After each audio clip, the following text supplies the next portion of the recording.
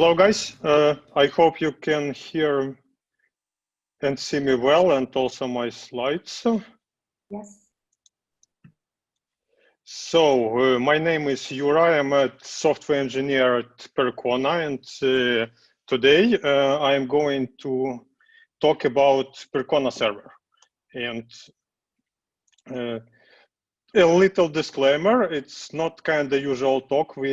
When we are talking about all cool features Percona Server has, you can still find a lot about them in our documentation. Just in case, here is a link. But instead, we are going to talk about two new features we added recently, and in my opinion, they make SQL user life a bit easier, but we'll see how will be your reaction to this. So I will start from sequence tables. A feature I'm not going to tell you for now what it does, but instead I will introduce you a problem which which it tries to solve, and you will decide if it's helpful or not. So I remember even a long time ago when I first saw an SQL as a language, or it was trying to do something as part of my learning in university. My question was, what would be the easiest way to generate a sequence of numbers in SQL? In other words, what select should I write to get basically 0, 1, 2, 3, blah, blah, blah, up to n? And it turned out that the answer to the question was not that easy. So the most straightforward solution would be, as it might be a bit strange, but the most straightforward solution would be using a union. You can basically select all these values you want to get, unite them with a union clause, and get the result. Although this may work for small numbers, but I wouldn't say that this solution is very extensible and can be used for something bigger. So let's try another approach. We can basically create a view, which in this slide is called binary view, with just two numbers, 0 and 1. Then intersect this view with itself several times. In this slide, we call it B0, B1, and B2. And using some basic math knowledge, try to sum up the values from these views multiplied by powers of 2. And as a result, we can get a sequence of numbers from 0 up to in power of 3 in this case, -1, a bit better in general, but still requires a lot of magic, especially in the calculation of those values. So next one, if you're lucky one who is using MySQL 8 and is familiar with so-called common table expressions, CTEs, or in this particular case, recursive common table expressions, you can write something like this. This solution seems to be scalable. You have the limitation put inside the query, but I would say it's not as easy to understand, and personally, even for me, it took a while to understand what is going on. So on the other hand, if you're a MariaDB user, It's from very ancient times, from MariaDB version 10.0, they had implemented so-called sequence storage agent, which kind of serves the purpose. You can basically select from a virtual table called seq underscore and some magic numbers which specify the range. This seems to work, although in my personal opinion, this pollutes table namespace and in some cases may be in collision with what you already have. You basically cannot name any useful table with using the same name convention. So there is one more, I would say, exotic way to achieve what we want. Is using JSON table function. It was introduced originally in MySQL 8.04. I believe too much SQL 2016 standard. Its purpose is completely different. It was primarily intended to work with JSON data and extract it, but it has one distinguishing feature in it. First of all, it's not a scalar function like any other in MySQL. It can produce a multi-row results. And in this particular scenario, we are generating a simple JSON, basically an array of empty objects, and extract data from it, assigning, creating a virtual column called row ID, assigning it auto-generated values. This for ordinality clause is basically analogous for auto-increment. But how you may ask how this is connected to what we need, and the answer would be the following. Actually, JSON table is a special type of functions which Oracle calls table function, and which is capable of generating multi-row results. And you may also ask how many are there any other table functions in MySQL, and strangely enough, the answer is no. JSON table is the only table function in MySQL, and at this point, I started to see opportunity for adding a second one, which I hoped will be able to solve original problem. So basically, as simple and straightforward as it could be, all you have to do is write select star from sequence table as TT and get exactly the result you want. There is a small comment here because of some limitations in MySQL syntax.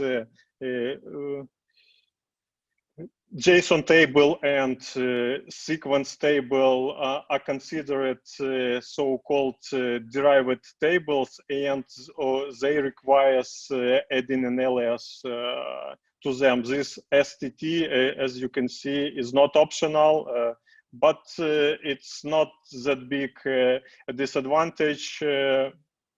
We can live with it, I believe. It's not that terrible. You just want you to remember this. So basically, this sequence table is a virtual source of data, basically a table with one column called value, whose type is big int unsigned. And as you can see, alternatively to select star from sequence table, you can write you can write select value from sequence table. Next, in the next slides, I'm going to show you what you can do with this sequence table. For instance, if you need to generate a different range, I would say shift it from 4 to 7 in this example. So you can basically either write a where clause or just select value +4 from this sequence table, and you will get exactly the same results. Next, filtering, or what if we want to have to select only even numbers from the range. We can do this again with where clause, defining where the remainder from the division by 2 is 0, or we can with basic math knowledge multiply the value column from sequence table by 2 and get exactly the same. Next, reverse ordering is also very simple. You can add regular order by value desk clause to the end of the statement, and you will get what you want. Or again, if you're more math person, you can subtract the value column name from 3 and get the same. Next, a lot of users were asking us how to fill a table with random data. In this case, I'm showing you how to select 4 random numbers from a range, and all you have to do is use a rand function and some floor for rounding the values. A bit more tricky example. For instance, if you have a set of predefined words, a dictionary, you can use the ELT function and use value for the sequence table as an index to generate to selectively pick from them. Another interesting example would be to using aggregates on them. Here is how I can generate an English alphabet. Or another example would be with generating a sample JSON array with numbers using JSON array AGG. Returning to MariaDB, why I like our solution a bit better, because MariaDB main problem is it's hard-coded range values into the table names. Instead, in Percona Server, we may define a session variable and use it as our upper bound for the sequence table function. In more complicated example, we can use the upper bound for sequence table is you can use practically any expression, even context dependent, for the upper bound for sequence table. In this particular case, we kind of generate a rectangular matrix from intersecting two sequence tables. Again, if you want to materialize your data, not use it as a temporary, you can always do insert select, and even simpler way to do probably the same with create table as select. Exactly the same results. If you're interested about learning more, please follow our links. There is a documentation for sequence table function, a blog post I wrote a couple of months go with more examples. We are actually very open regarding how we develop new features, so feel free to check our Jira ticket and how see the original requirements and the development of the design, and as a result you can also see our code contribution on GitHub. And if you still interested in more advanced topic, just a small preview for you. Here is a more complicated example of how you can generate prime numbers using sequence table. I'm not going to tell you all the secrets. Please be aware that this is possible. And thank you a lot. And at this point, I'm going to switch to my colleague, Satya. Okay, let's get started. Thank you, Yura. So hey guys, welcome to the second part of the presentation. So let's talk about data masking. So why do we need data masking? So essentially, you want to hide all your sensitive data, and also because of all these compliance laws, the famous GDPR, and the older laws like PCI and HIPAA. And in case you forgot all those full forms, you can read it here. And you also need data masking because when you have production servers, you also want to test your new features. Then you would ideally want to do them on test instances. In those cases, you don't want to give the same production data to the testing team or the other people. So you'd want to have a masked version or a hidden data which are sensitive. And last but not least, the de-identification, and this doesn't need a special interaction with Facebook trackings all around, even if you log out. So we would want to mask as much as possible so that you could not track a single employee based on the data you have. And coming to the data masking plugin, this was introduced in Percona Server 8.17 version. It was basically a community contribution from Francisco Miguel. Thank you very much. And the functionality is very similar to the MySQL Enterprise Edition plugin, a data masking and de-identification plugin. This is available only with the Enterprise Edition. And the one we have is very compatible with the Oracle implementation. I mean, with respect to the APIs. So you cannot use our plugin and install on MySQL, but if you are familiar with the Enterprise Edition, all the UDFs provides, which it provides, so you could use them in Percona Server as well. And let's see what UDFs have been there in the plugin. So there are different masking UDFs which are available. So some of them are mask pan relaxed, mask SSN, the social security number, and there are some string related UDFs which are mask inner and outer. I will go through them in later slides.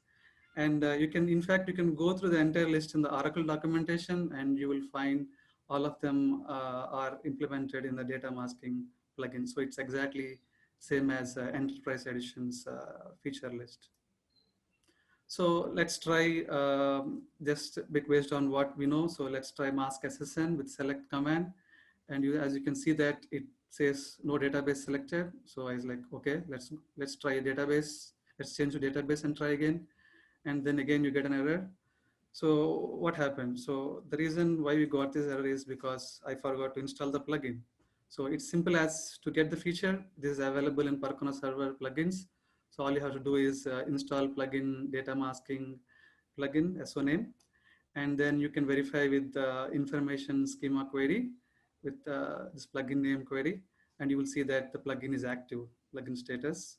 So once this is active, we could try whatever the UDFs which I mentioned.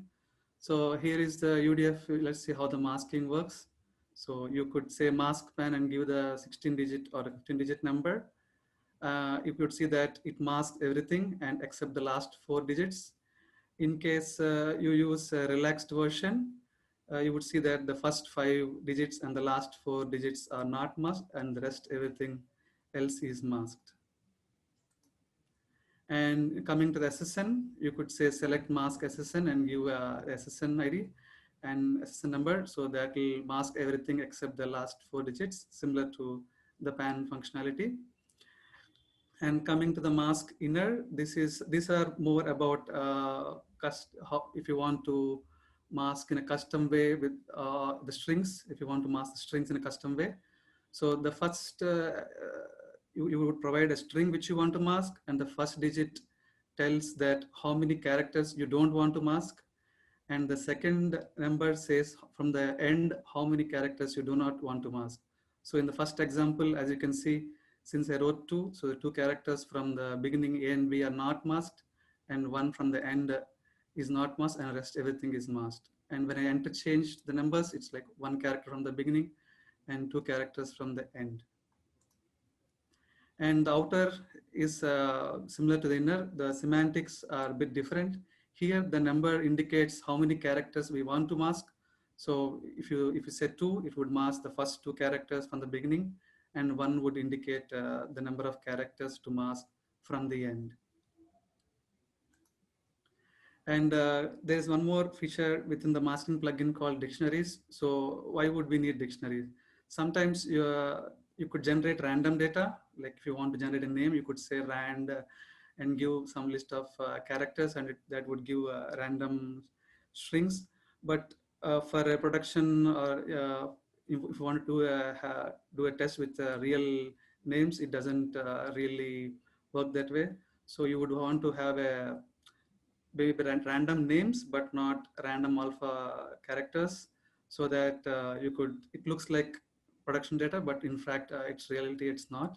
So what you could do is, in case you want to have a list of names, so you could load them in a file with 1 per line and load into the plugin as a dictionary, and you could choose random names from the dictionaries. Let's see how we can do this in the future slides. And one point to note is that this entire file is loaded into memory. So be aware of the size, don't load too big files. And in case you're restarting, you would want to load this dictionary again. And the function, let's see how we load the dictionary. So the function for loading the dictionary is gen dictionary load. You would pass the file name, which contains all the list of random names, and you give a name to the dictionary, first names. So using this query, you could load the dictionary. And to use the dictionary, get a random name, all you have to do is call another function called gen dictionary with the dictionary name. So it would give random names if you keep executing them. So in this next slide, if you see, I keep calling them again and again, and I get different random names. And there are other functions apart from masking, in case you want to generate random data. So you could directly use this random generating UDFs. So the gen range would give you a random number. If you give a start number and end number, it would give you a random number between that range. Gen rand email would give a random email with hard-coded example.com. Rand pan will give you random 16-digit, 15-digit numbers. SSN will give you random SSNs. Blacklist is about using name from one dictionary and replacing with a name from another dictionaries. And random US phones, you could generate them, but it uses unused area code, so you don't have to worry about generating real numbers and people abusing that. So how do you use this in a real world? So if you have data masking plugin, so the idea is that you would want to use on a particular table.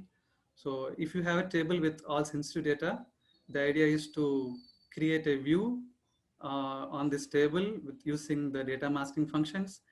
And you provide an insert privilege to the actual table, and then you provide a select privilege to the view. And this way, the user will see only masked data. I'll show you an example, how simple example how to do that. So I downloaded a firstnames.txt file which has random first names and the first random last names, and I downloaded a test database for our purpose. You can load the database using this MySQL tool. And this is the original scheme of the employees table, which has all the sensitive data. So what we do is, like I said, we create a view, de-identified employees. This is the masked version of the original table. And we use the dictionary functions. As you can see, the dictionary gen range. So you could use, in case you have SSN, you would use mask SSN and things like that, mask pan. So yeah, once you create a view, then you can load a dictionary for the plugin. I loaded the first names and last name dictionaries. And then you create a user, a simple user, and it shows that as of now, there are no grants. And after that, you give a select privilege to the view for this user. And then you only give insert privilege to the actual table.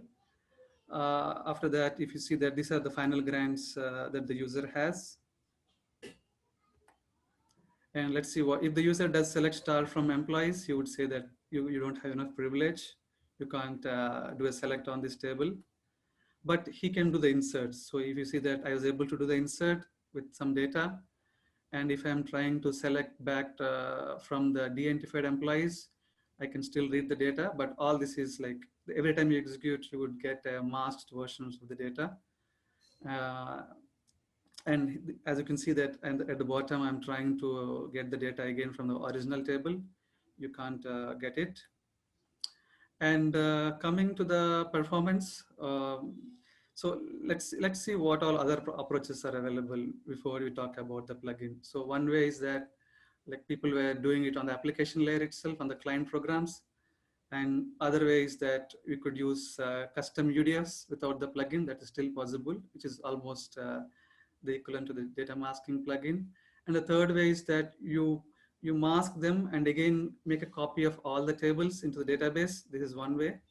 So if you see the performance of all these three strategies, the one application handling it and the three making a copy of the tables, they have similar performance, but then both of them have some side effects. Like for one, you have to maintain you have to do it in all the client programs, and for two, you have to take care of the disk space requirements. Like if you have a huge database, you would end up making copies of it, and that in turn means a lot of cost.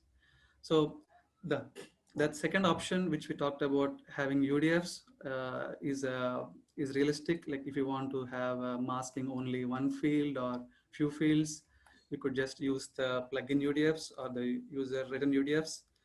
And coming to the numbers, if you see that the first query is like just selecting a SSN unmasked version, and the second one is using the plugin. Mask SSN is the UDF by the data masking plugin. The third one is a custom written UDF. So as you can see that the UDF from the plugin and the custom written UDF both are very similar in performance. And the extra benefit with plugin is that a lot more functionality is provided, like the generating random data. And apart from that, it's easier to use and maintain. You don't need to worry about maintaining this and implementing or bug fixes and things like that. And coming, if something is like, let's say if you feel that, what if there is a PAN number which is in my different format and I want to mask in a specific way, we could really implement it. I mean, the code is really less complex. So you could check out the source and implement it. And Percona welcomes all contributions. As you can see that this plugin itself was a contribution. And what else? So there are some references which you can go through. These are the blogs which are written by our team members, and there's a community blog by the original developer. And you can also check out the data masking functions from the enterprise plugin, and all of them should be usable on Percona Server as well. And yeah, and that's it I have for today. Thank you.